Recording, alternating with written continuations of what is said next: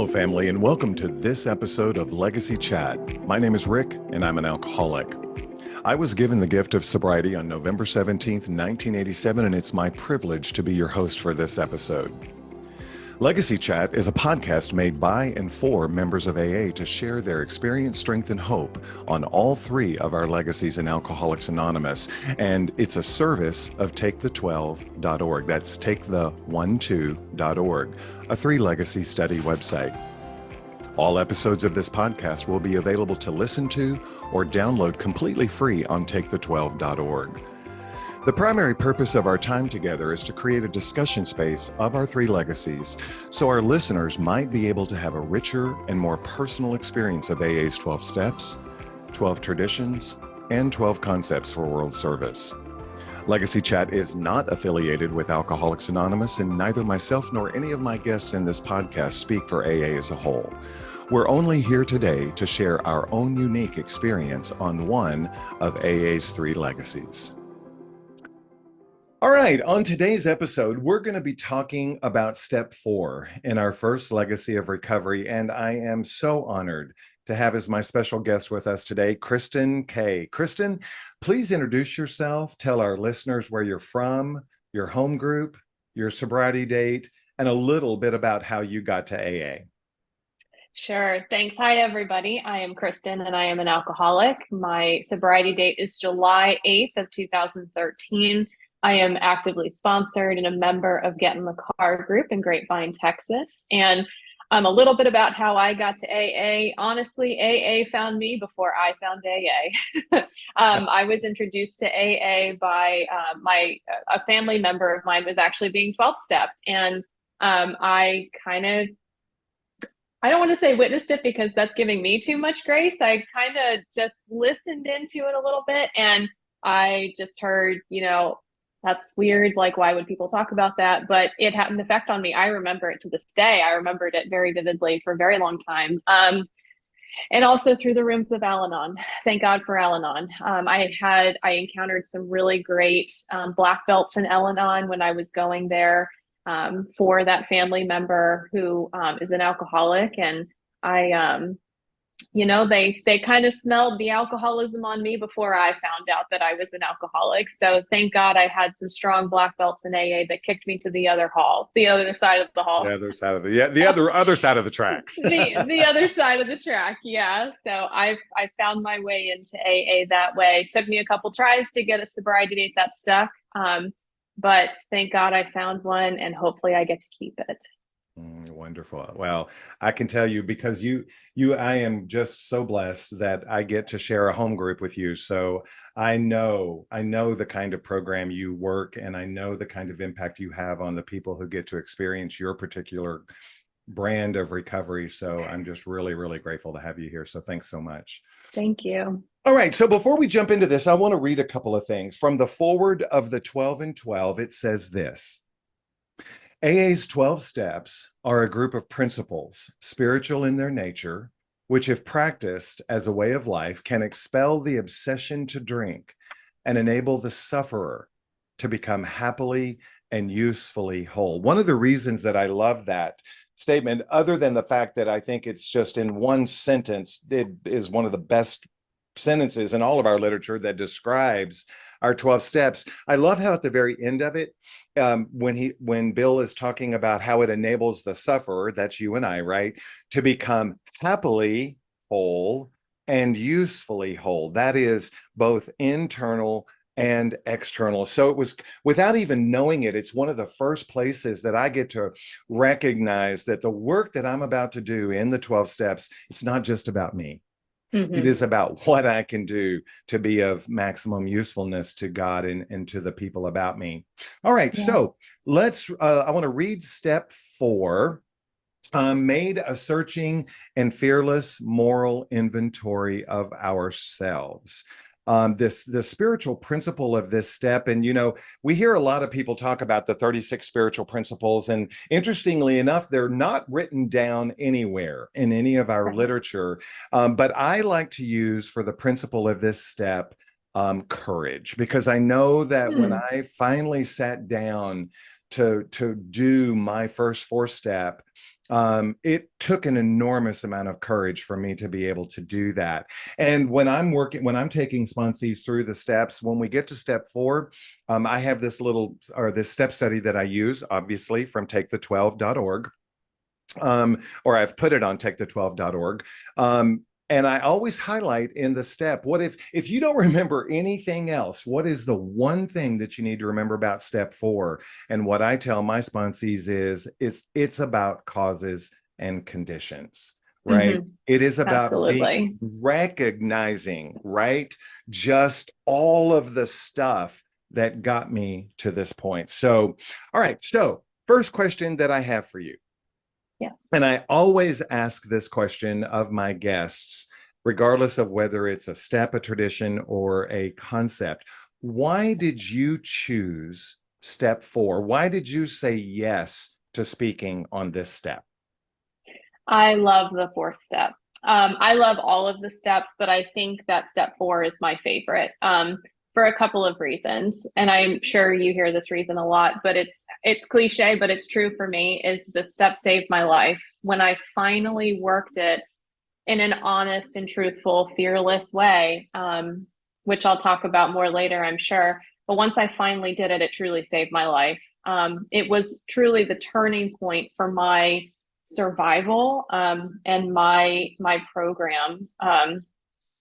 And I also like this. I share this sometimes because I'm really self-centered and I really love talking about myself. And I really love I'm that bitter morass of self-pity kind of person. I love chaos. I love you know, I don't know. I don't know what it is. Maybe it's a temperament thing. I just enjoy being like miserable. Maybe that's what, I had to see that in an honest 4th step to see it. But I'm just that kind of person. Like I really, I like that kind of stuff. And, I have to be directed sometimes not to take too much inventory because I didn't come in here with an accurate self-appraisal, which is what this gave me ultimately. But I am absolutely the person that the 12 and 12 talks about, the more depressive type, the one who's going to just look too much. But I've learned over the years and through multiple 4th step inventories, how to have a better accurate appraisal of myself and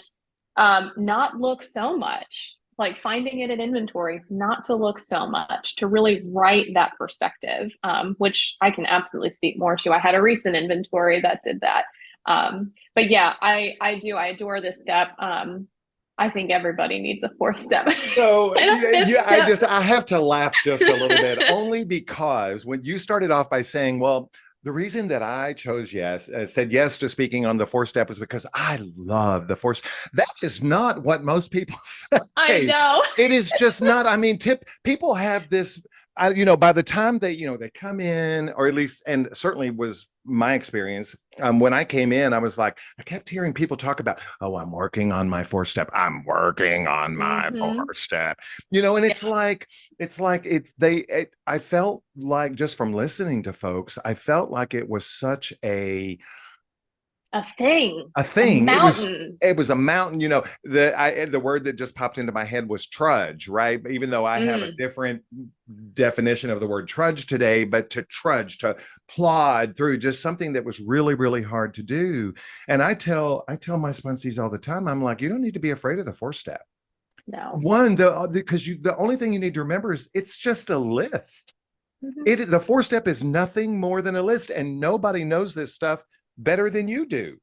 Right. So just write and then jokingly, I'll say, well, and if you want to be afraid of something, be afraid of the 5th step. But that's a whole nother episode.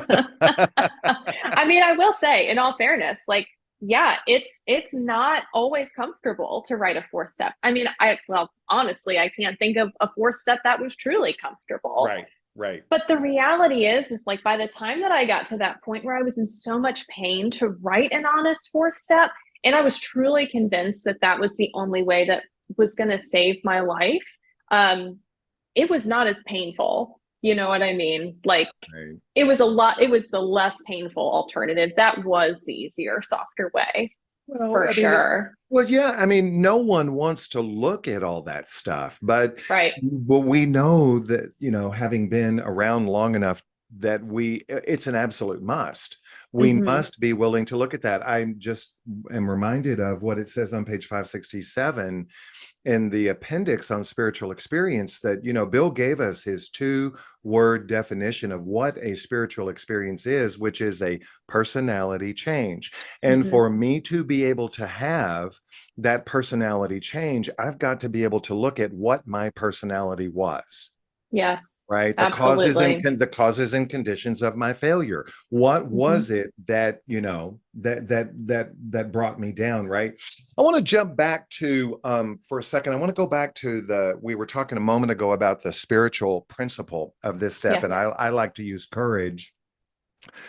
Thinking of courage, was there a specific moment in your recovery where the spiritual principle underlying this step came to life for you, whether it may have been prior to coming to the rooms or after being in the rooms for a little while, or maybe even after being in the rooms for a long time?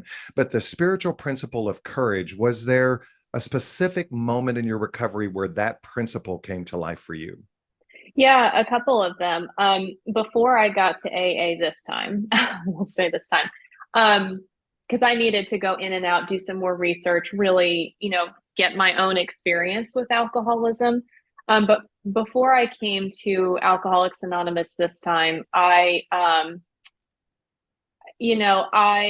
had this experience where I was coming home. I was driving home, coming in and out of a blackout, just a brownout. I don't remember much of the night. I don't remember much of coming home. But I remember getting home, getting into my room and looking into my eyes in the mirror. And I have blue eyes, but they looked black to me. Like there was just no one home. And it really scared me.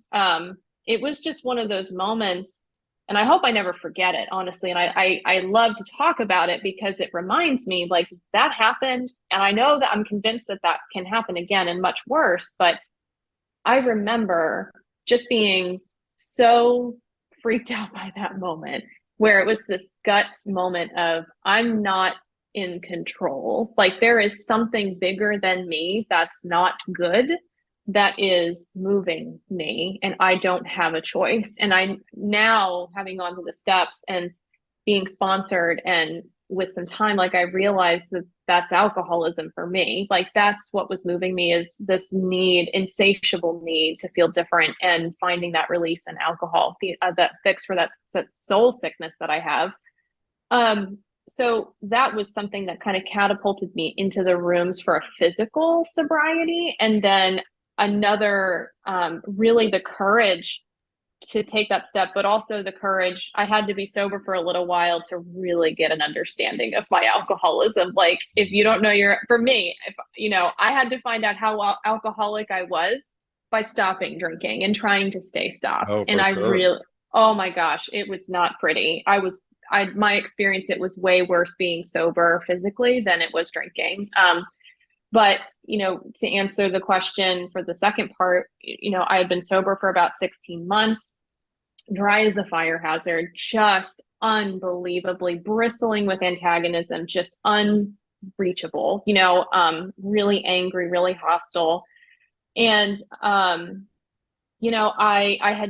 I'm jumping ahead a little bit, but I had done a fourth step before that, a dishonest one, where I had left information off, because I wasn't convinced I was alcoholic yet. Um, I was afraid to share things. I was ashamed of some of the things that I was keeping secret. But when I hit my bottom in sobriety, like that real emotional bottom, I was truly convinced at that point that, like I said earlier, like this was the only option I had.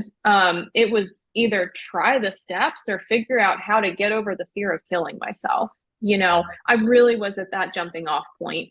And at that point, what was really scary to me is that alcohol didn't even cross my mind. You Mhm. know, it wasn't even enough to think about, like, let me just drink. That will cure this. I knew that that wasn't going to work at that point. So I, you know, I really believe in the grace of letting my higher power work through my defects sometimes. I don't know that it was, I can look back and maybe call it courage because that's what the act looked like, but Sure. it wasn't a virtuous courage. It was truly a desperate courage. I had no other option, in my mind at least. No, So I totally understand. yeah, Totally yeah, understand. So in thinking about the actual taking of the step, and you said that you have done multiple four steps, but um, what let's go back to the first time that you took it and that you wrote yeah. your first four step. What was the biggest obstacle that you encountered when you sat down? Because I know that we probably are going to have listeners here that are going to be either just about to write their first four step, or maybe have, or in the middle of it, and are maybe struggling a little bit with it. What kind of obstacles did you encounter when you sat down to write your first four step? And then the follow-up question to that is how did you overcome them? Mhm. My biggest, I know I said earlier, I love to talk about myself, and a fourth step is a great way to do that. I really thought about it as I finally get to be heard, like I finally get someone who's just going to listen to me and just talk They about all have my to woes. listen to me. They have to listen to me. They can't go anywhere, a free hostage. That's right, baby. That's right. Oh my goodness. But funny enough, as much as I said earlier, like I love the chaos. I love I'm the kind of person, I like complaining. I just want to make noise about something. So funny enough, like as much as I wanted to do that, I was afraid. I was afraid of facing some of those things. And I also wasn't completely convinced that I was alcoholic and that I needed to go to those lengths yet. But thinking specifically about my first fourth step, I am also someone who's very full of pride. I want to look good. I want to make it perfect. I want to have it right. If I had something out of place, I just can't tolerate that. Those were the things that were in my mind, when I was writing it. And, um, I really also remember this fear of wanting to be really thorough. And I remember this is one of the nuggets from my first sponsor that I hold on to, and I tell everybody that I take through the steps with me, is that, I was really worried about getting the fourth step right, remembering every single Right. thing and there's a grace in not remembering everything. I mean, good Yeah. Lord, like the stuff that I've uncovered at year two, I had no tools to cope with if I uncovered it at my first fourth step. Like I Right. just wasn't capable of it yet. So, really, how I overcame that is pain. Honestly, that's just my experience. Like I was in enough pain that I finished it. And yes, I was in pain. My sponsor gave me that nugget of, she was very spiritual, and thank God, because I'm a very spiritual person. And it really resonated with me when she said, there's a grace of not knowing everything right now. More will be revealed. Well, no, and I think you're absolutely correct. And I know that, and I've heard people say this before, and to a degree, it was my experience as well, that there were things that were, like you, I wanted to do it right. I wanted to be Mr. AA. I wanted it to be, Mm-hmm. and there is and I love the phrase that there is a grace in being able to not be able to do it all. Searching, fearless, and thorough moral inventory had me believe that I had to get it right. Mm-hmm. And thank God I didn't. Now there was one thing, and this is not my interview, so I'm not going to share it, but there was one thing I left off Mm-hmm. of my first four step. I left it off on purpose Mm-hmm. because I simply didn't want to do it. I didn't want to put it Mm-hmm. on there. Either I didn't want to deal with it, I didn't want to face it, or I was afraid of it, or I didn't want to share it with someone else in a fifth step. But I think, and I appreciate that you have shared with our listeners that there is a grace in Mm-hmm. not having to get it right. Mm-hmm. Absolutely. I mean, the first step's the only one we have to do perfect. I love it. I You absolutely know, love it. I mean, the reality is we have a fourth step, which is a major inventory. And I mean, this is how I know God. Like there's a 10th step. I don't have to That's do right. a fourth step every night, I Exactly. mean, but of course, like I do 10th steps regularly. So, but I still need these inventories sometimes. I really need to take stock of what's going on. And you're right, like I did the same thing. There was something that I was just too ashamed of to talk about, to bring to my sponsor at the time, that I couldn't bring to light. And now I share it openly, and I have no fear of it. I know I've grown from that experience, and I have been able to help others with it, which I think for me has been the healing part of that shame from the inventory. And you know, the funny part of it, maybe not so funny, but this is where my pride really comes through. And I learned about this through an inventory, where my pride really gets in my way and just, I hope I remember to talk about it later, but there's the difference that the fourth step shows me through talking with a sponsor and having someone with that experience. But there's the difference between these behaviors, which I see, and the character defects that move them, that influence Mhm. them. I hope I remember to talk about those. But my pride, kind of going back to, what got in my way, what facilitated writing my fourth step too was, at the time, where I was living in Northern Virginia, I was getting ready to celebrate a year, and you couldn't sell. Well, it's not that you couldn't, but I could not tolerate the idea of getting up on that podium without having done a fourth and fifth step. And that's genuinely what got it done. I didn't want to look bad, didn't want to look bad. Didn't think about that. It was like, no, I just, I can't go up there. Oh my gosh. It wasn't even a thing. It was just, and then I saw it on the inventory later when I had a little bit more experience, and I was like, oh, how about that? Well, Oh, there's a reason that pride sits at the top, very top of that's right. the seven deadly list, right? That's right. So I want to do something. I want to jump over, since Legacy Chat is a service of takethe12.org, and I have a step study on takethe12.org. I want to read for a moment an excerpt from that step study. And I'd love, specifically on step 4, and I'd love to see what your thoughts are. So one of the paragraphs says this: the fourth step is not about finding out who we are. It's about finding out who we are not. So, Mm, with God's help, we can be rid of it, and who we are will then shine through. That's another reason mm, why self knowledge avails us nothing. We need to find out what God wants us to be. I just loved the idea that by sitting down and writing it all out, it's not about me being able to write it all out on a piece of paper and go, oh, that's who I am. It's I'm looking at that and going, wait a minute, no, that's not who I am. Not deep down to my core, to my soul. What are your thoughts on that? yes. I love what you read. And it's funny, being a woman in Alcoholics Anonymous, and having gone through the steps, I had a particularly powerful experience with the fourth step and with the grace of an incredible sponsor.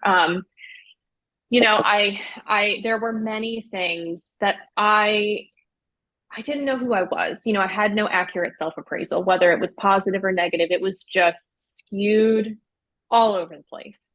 No central gravity, no sense of gravity. So you're right. Like I hadn't thought about it that way, but it's true. And it's part of my experience too, where, I found out I love this definition of humility from the fifth step in the 12 and 12. I refer to it I all. do too. I I love know, it. I you know love exactly what it. it's.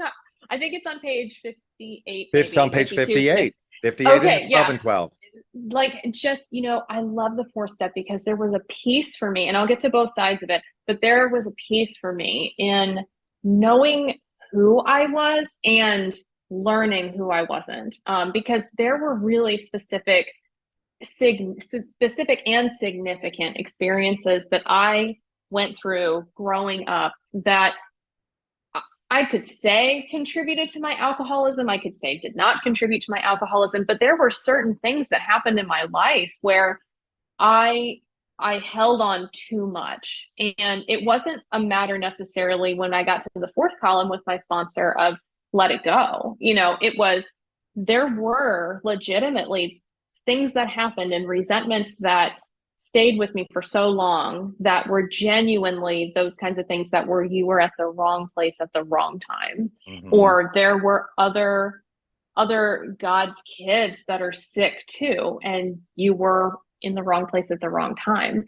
And that there was something really powerful about that. There was a freeing experience because I can't see that stuff. I'm going to take it all on as my own. It was extremely helpful and cathartic even to have somebody walk through that. I know I'm talking about five, but I'm, looking through the milieu of that inventory Sure. and really getting that honest appraisal and having that humility, both of what and who I am, but also what and who I'm not. That is so true. So, yeah, absolutely. And then, later on through 6 and 7, like that's where I get to have that relationship. Like once I have that, I don't balance beam is the word that's coming to mind, but that understanding of where baseline is maybe is what I'm trying to say.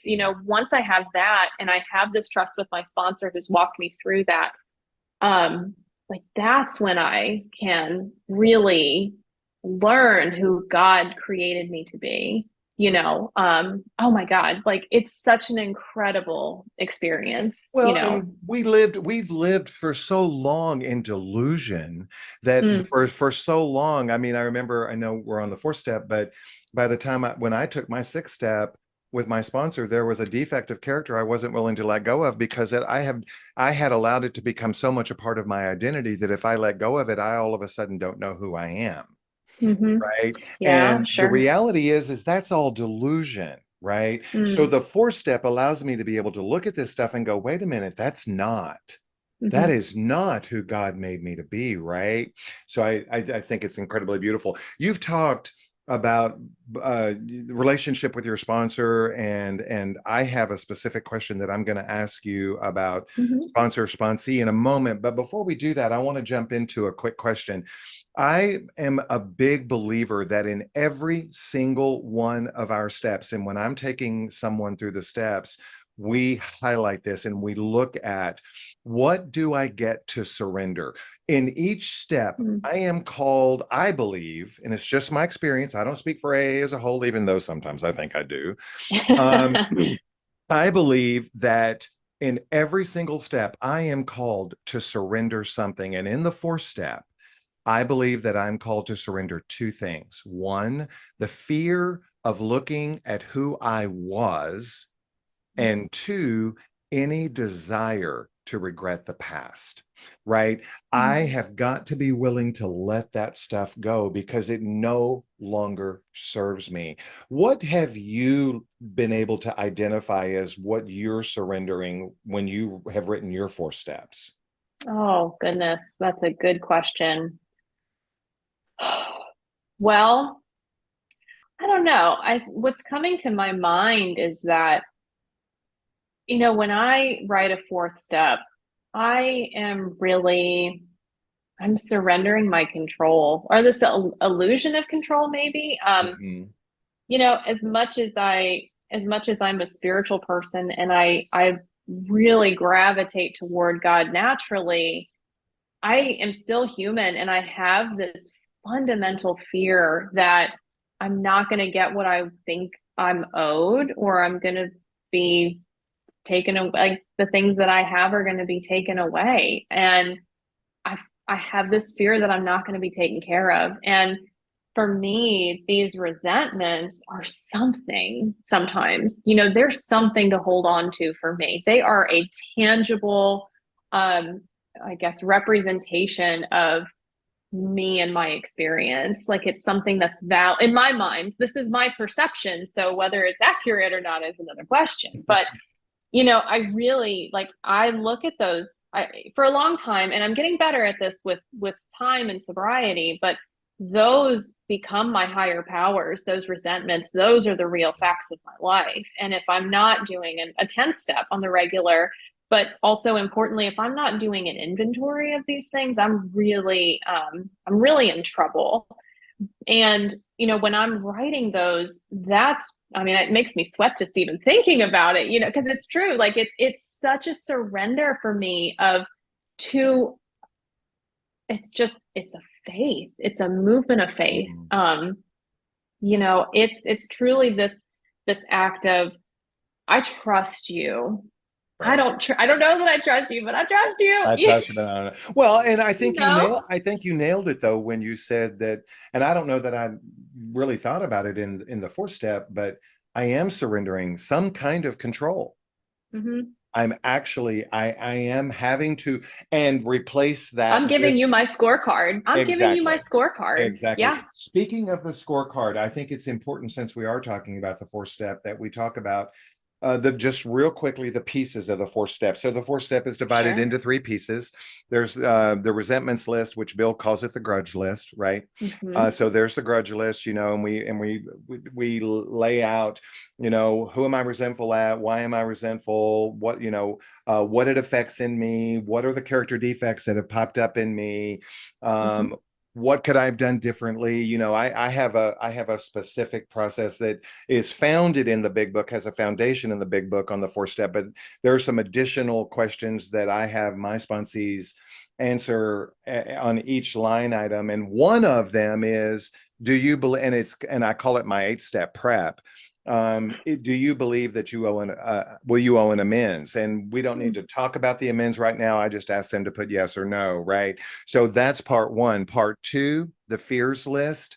Hmm. What am I afraid of? Why do I have this fear? And most importantly, do I believe that God can remove this fear? Right. Mm. And then the third part of the fourth step is the sex inventory. And I'll be very honest with you, the very first time because inappropriate sexual behavior played such a large part of my recovery. And I don't talk about it a lot in the rooms, but Right.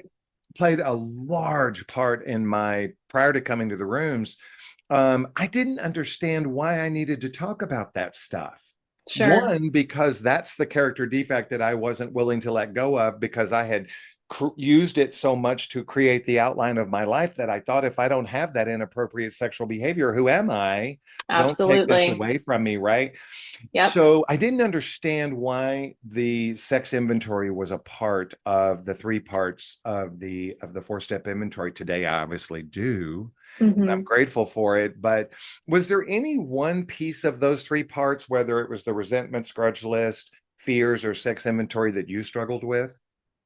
Yeah, well, I want to note to the listeners, they can't see how much I'm agreeing with you and nodding my head at yes, the sex inventory. I didn't know how much sex played a role in, the perpetuation of my alcoholism. And as you were speaking, something came to mind like I I wanted my sponsor to like me, So I wrote these inventories. I didn't really understand the fears inventory. I didn't really understand why I was doing a sex inventory. There was also a lot of stuff going on at that time that I was writing that first inventory that, was not really sober behavior, but we're going to go with it for a minute. Right. I didn't understand why I was doing it, but I wanted my sponsor to like me. And it being an Alcoholics Anonymous and having a sponsor and having friendships and that still permeate today, you know, that was the first sense of belonging I had experienced. And so I was willing to go to these lengths to keep it, character defect or not, pride kept me sober for a minute. Okay. But Sure. I didn't, as you were talking about the sex inventory, it kind of dawned on me. It was like, well, yeah, I had to do that because in that behavior, that was kind of like the outlet for all of those defects of character. Just no wonder why it was so messed up for me, like just out of sorts. I don't, it was out of sorts, very disordered and messy and painful, not just for myself, but the people that I harmed. But Sure. it was truly, if I couldn't drink, that's where it was going, like no questions asked. That's where the I could be nice at work all day. I could get by and grit my teeth and swallow the coat hanger and smile all day. But that's where the behavior was really coming out. And oh my gosh, like I mean, I don't know, I'm having a little epiphany right now, but just how powerful that transformation is in my inventory, in my moral inventory, and kind of shifting that center of gravity, that moral compass. Um, wow. But yeah, I hadn't really that's cool. I had an I, epiphany. Sweet. well, I'm glad you had an epiphany. I love in the big book how Bill uses the example of the business inventory, and any business that doesn't take inventory on a regular basis, they're not going to be successful or in Mhm. business for very long. And I always use the analogy, and I actually walk through it, and I'm like, okay, so I ask my sponsees, have you ever walked into a store, a big box store or something that's like open 24 hours, and late at night you'll see people standing in the aisle with these little machines in their hand, and they're looking up on the shelves, and they're punching numbers in, and they'll look up on the shelf and punch numbers in that little machine, and then I say, and I ask them, what are they doing? Well, they're taking inventory. What are they taking inventory of?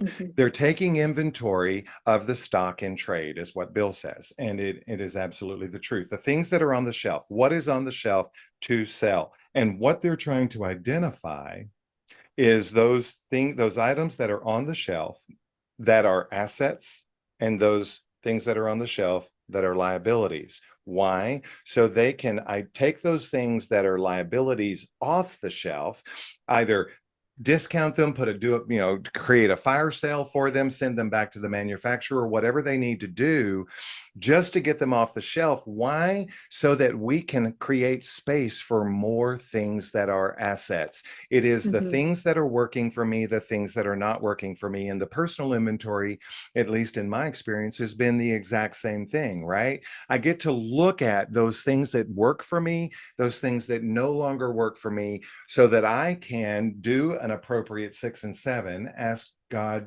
become entirely ready to have those things removed, quote, off the shelf, and Mhm. ask God to remove them so that I can replace them with things that are selling. So I'll make it even more simple for you. Like yeah, go. my sponsor would be so excited to hear me quote him, but Well, and I'll we're have to going to tell get it. to him in just a moment, I promise. Yeah, no, perfect. No, I he came up with this analogy and I love it. It's just so simple. What is a fourth step? He says, if your fridge stinks, what do? You open the door. You're Right. not taking anything out. A fourth step is you just open the door and you look at all the stuff in there. That's That's right. it. I Your love sponsor that. come your sponsor comes in at 5 and says, "Hey, let's look at that expiration Yeah, date." I love that. Okay, cool. I love that I analogy. love Oh, I that love analogy that. too, and I've never heard that before. And I, Let's I just will open the fridge door here. It stinks a just little open bit. the fridge door. I love that. I love that. All right. So, talking about sponsors. So, Yes. let's first, I'm going to let you talk about your relationship with your current sponsor, but I want to also, before I do that, I want to jump into, I have a specific question about sponsees. Yes. When taking a sponsee through the steps and teaching them how to take the step, is there one specific thing specifically for is there one specifically thing that you always want them to know about this step? That they're not alone. Ah, I love that. Yeah. Yeah. It can be such an isolating experience. And from my experience writing a 4 step, I mean, earlier I said it's not always comfortable. I don't think maybe a 4 step shouldn't be comfortable in principle. I mean, you're looking at some Right. things, good things and bad things. And I always tell people when I'm taking them through the steps, you're gonna feel really raw. And I really suggest you try to get this done as soon as possible. I don't if I'm sponsoring you, we're not sitting on a 4 step for more than 3 weeks, month at the You're most, you're lucky. Your sponsees are Oh, lucky then, because with me, oh, mine get 2 weeks and that's it.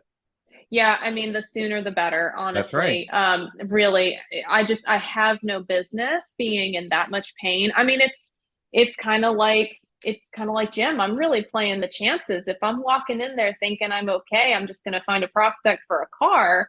I Right. listen. If I'm really powerless over alcohol, I don't have any choice. I will drink again. So I have no business. Um, it's irresponsible of me as a member of AA and just I think as a human person just to allow myself to stay in that much pain. You know, it's really that morbid self-reflection. I love the feeling of it, but I've learned to not be in it as much because the consequences of getting out of it are much nicer now. But yeah, no, the big thing is you're gonna feel uncomfortable, and if you didn't feel uncomfortable, I'd be worried, you know. And you know, we're walking through this together. We're walking through it together. I You're love it. not alone writing this. No. All right, so let's talk about, because I specifically want you to talk about this, Yes. and we can talk about it in relation to step 4. But Sure. you have a rather, and I'm just going to use the word non-conventional Yeah. Yeah. sponsor relationship, and I love it because I have had non-conventional sponsor relationships in the past as well. Since I'm a gay man, I have had many women in my life who I have called sponsor and who have shared their experience, strength, and hope with me on a regular basis, who've taken me through the literature, and because I can do that, right? Mhm. And so, but yours is, some would call it non-conventional, but it has truly been a blessing, right? Yeah, absolutely. Yes. Yeah, I will say I started with a female sponsor and she was great. I I worked with her for the 16 months, the first 16 months of my sobriety. I've actually had a couple of female sponsors over the years. I just don't really talk about them because they were in the little bouts of sobriety that I had leading up to the sobriety date. I think there were two of them. I know there's one for sure. I think there's a second one, but um, yeah, I had a female sponsor for the first 16 months of the sobriety, and you know, she put herself in my way. She did what we do here. She really went out of her way to, you know, do 12-step work with me, and I'm really, really grateful for that. She did the best she could given where I was.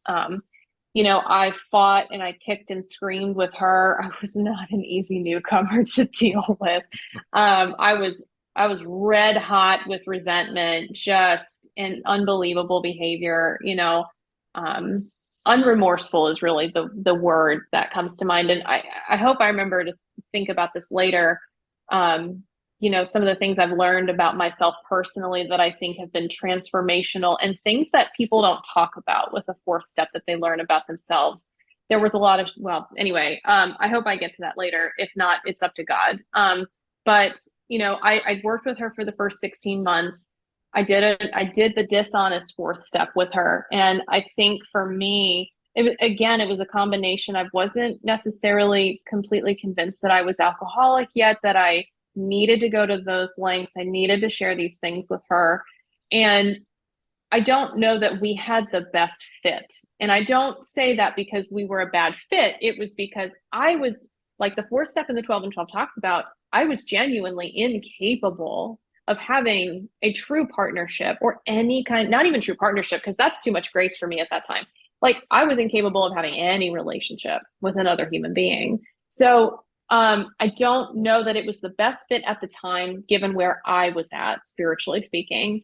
So, because of my actions in sobriety, not taking an honest 4th step, rectifying that in 5, I really got myself in a pickle and I hit that emotional bottom. And I found myself, I had been talking to my current sponsor, who is a male sponsor.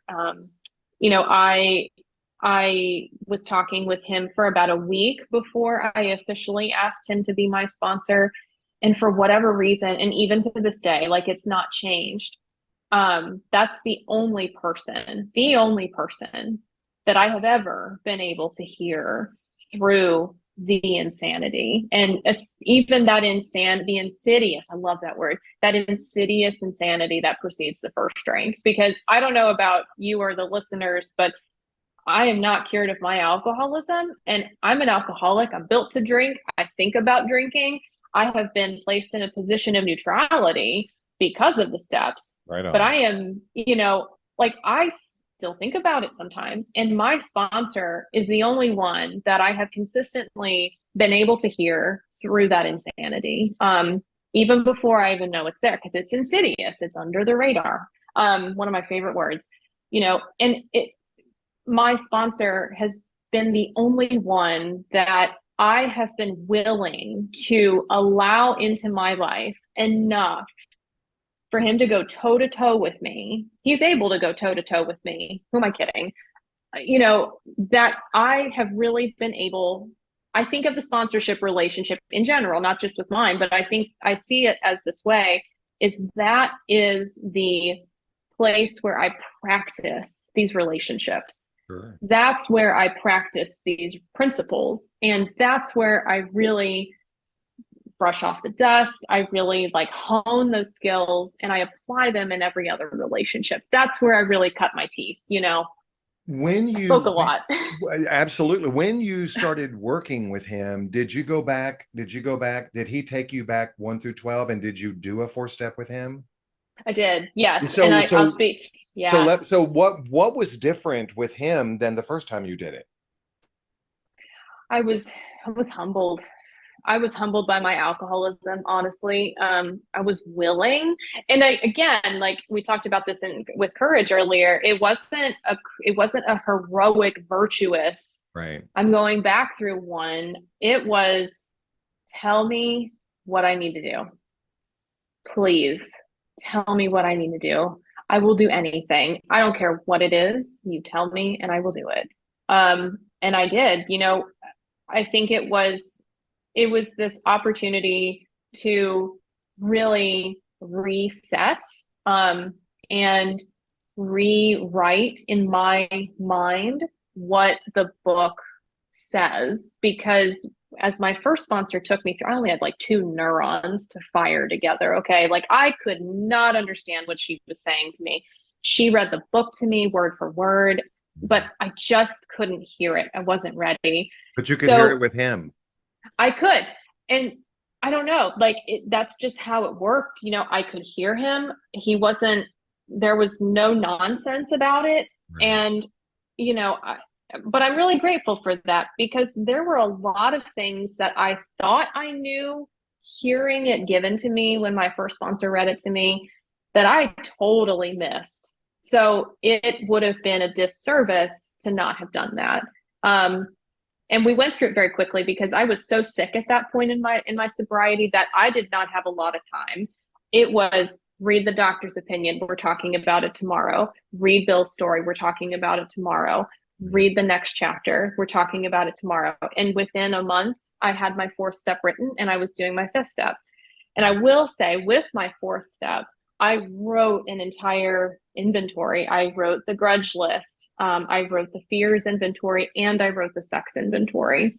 The sex inventory I gave to another woman that I trusted, and who I'm still friends with, who my sponsor knows. And really the purpose of that, to protect that the separation there, keeping my sex inventory private, but giving it to another woman. And I've done that multiple times. Anytime I've had to do a sex inventory to create an ideal, I've given it to another woman. And basically, by that point, I will have already given my grudge list inventory. I've done my 5th with that. I've done my 5th with the fears.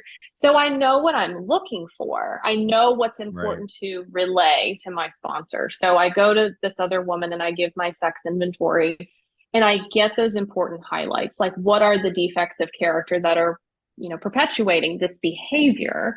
And so we can know about those things without blurring that line. That's how I have handled that. I love it. That's always been a big question of how do you handle your sex inventory when you're a woman and you have a male sponsor? No, and it's a great point, and I love that you actually separated it out and you gave parts 1 and parts 2 to your sponsor, but you gave part 3 to a woman.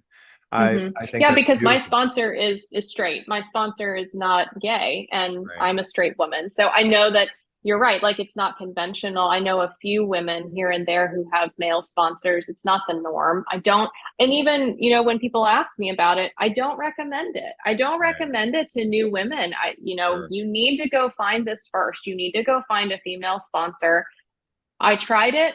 I did some inventory. I found out that it wasn't going to work for me. And that, Right. to thine own self be true with that. But I won't ever be the first to recommend it.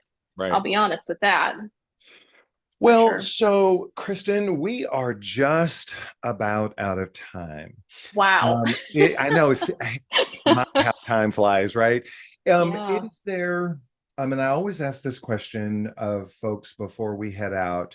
Is there anything that you would like to offer as a closing comment on this step? Anything that you want our listeners to remember as they begin to put the spiritual principle into practical application in their lives? And maybe this is the opportunity where you get to share, because I jotted it down when you said it earlier, the things that you've learned and the things that were transformational. Maybe this is the opportunity to share that.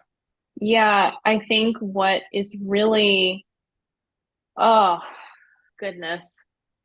I have really found this to be like a soul healing experience. And I say that with many different layers underneath of that, and I'll try to synthesize them. But what I've really learned is that there is a difference between these character defects, the pride, sloth, envy, lust, God, or greed, that are God-given things. And this is how I perceive it. Whether it's accurate or not, I don't know, but this is the way I understand it. But those are God-given things. Like I need pride in order to do well in my job, to provide for myself, to provide for my family.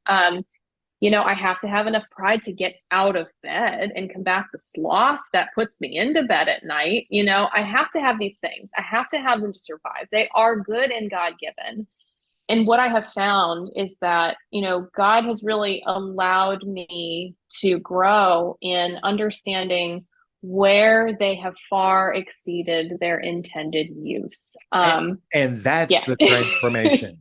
That is where the Yeah. transformation occurs. Yes, because when I go through 5 and I have someone else help me see that, and then I go through 6 and 7 where I really find out how much it ain't working anymore, I really get an honest appraisal of that, having learned about it now. That's where like I really get to invite God in, not just at a behavior level. And this is really important for me. Like it's not God help me stop doing this.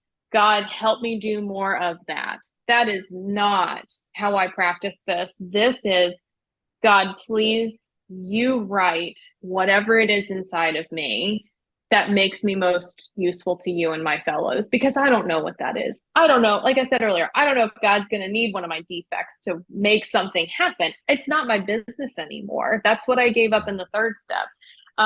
But I will say the last thing that's been really transformational for me is there have been some things that have come up on my inventory that I don't know if it's right that I say it, but it is my experience that I continue to grow with now with a few years under my belt is, there are some things that were on earlier inventories that I wrote down because it was the right thing to do.